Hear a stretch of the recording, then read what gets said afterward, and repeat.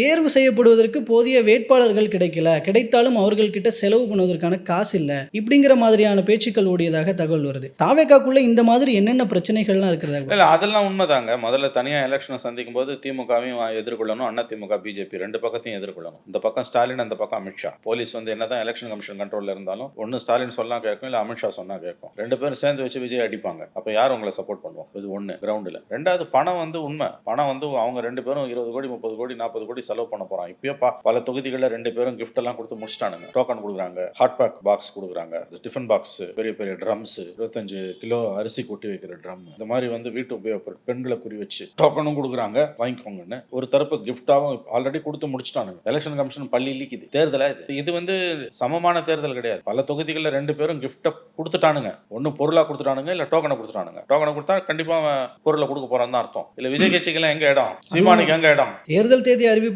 அப்புறமா கொடுத்த பிரச்சனைன்னு முன்கூட்டியே முன்கூடியங்க. ஏன்னா போலீஸ் இப்ப திமுக கண்ட்ரோல்ல இருக்கு.